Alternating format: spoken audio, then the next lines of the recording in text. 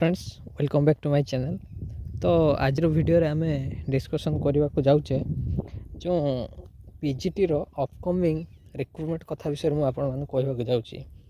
तो दयाकोरी आपण माने जदि वीडियो टी मूल्यवान लागु थाए देखिए, अन्यथा आपण माने फास्ट टू स्किप कर दियंती। कहीं ना किसी लोक अच्छा जो मैंने क्वेश्चन उठे पारे जे वर्तमान रिक्रुटमेंट प्रोसेस सरी ना, तो अन्य कौन सी वैकेंसी केमती आसीबो, तो एमती नाना मुनि नाना मत सबू नहीं पलि आसबे।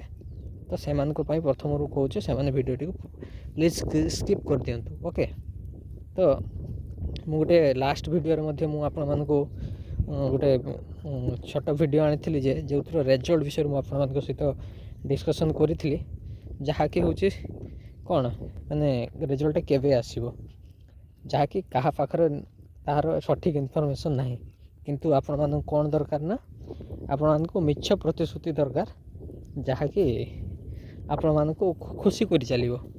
ओके, तो से भाया वीडियो मु तैयारी करे ना, मो कंटेंट से भाया नुहे। तो जहाँ को जमती वीडियो भल लगुच देखु, अन्यथा स्किप कर दिंतु। तो आज मुख्य टॉपिक टी आमर रहिबो जो अपकमिंग रिक्रुटमेंट संपर्क में कौन रही, खास करके पीजीटी रिक्रुटमेंट संपर्क में रही ओपीएससी एवं एसएसबी। देखंतु आम पाखर से सोर्स रू आम जापारचु जे जहाँकि किछि दिन तले जो मैंने आमर अपग्रेडेड हायर सेकेंडरी स्कूल गुड़ाक जो गुड़ा 11-12 जहाँकि +2 खोल जाइए, तो से स्कूल अथॉरिटी एवं स्कूल एंड मास एजुकेशन रो गोटे मैंने कौन होता मीटिंग थिला। ओके, तो से जना पड़ी जे वर्तमान जो रिक्रुटमेंट प्रोसेस अच्छी यहीटा सरला परे, ओके, तो आपण मानकर विदिन 2 ରୁ 3 मंथ्स दा माने केते हो जून जुलाई सुधा आपण मानकर फ्रेश नोटिफिकेशन देखा पाइबे, जहाँकि रही एटा सबुठू बड़ वैकेंसी पीजीटी संपर्क में। बर्तमान आपण माने 1300, 1555 ये वैकेंसी देखी, किंतु एटा वैकेंसी हम माने 4500 ରୁ 6500 कि 7500 यार भीतर भेरी कर। ओके, किंतु 4500 रू वैकेंसी कमिबो नहीं। तो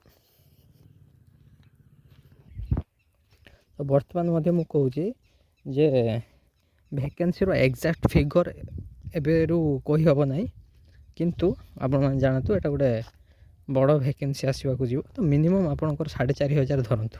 ओके, आम पाखर जहाँ सूचना अच्छी यह वैकेंसी हुए तो 4.5 ରୁ 6.5 ना 4.5 ରୁ 7.5 ये वैकेंसी आसीपे। ओके, तो सेटा उभय कौन करना आमर एसएसबी एवं ओपीएससी दुई जो अथॉरिटी रही है, ये दीज ही आपण मानकर रिक्रुटमेंट प्रोसेस ऑनगोइंग रिक्रुटमेंट सरला पर ही आपण मानकर नुआ वैकेंसी से माने रिलीज करेंगे।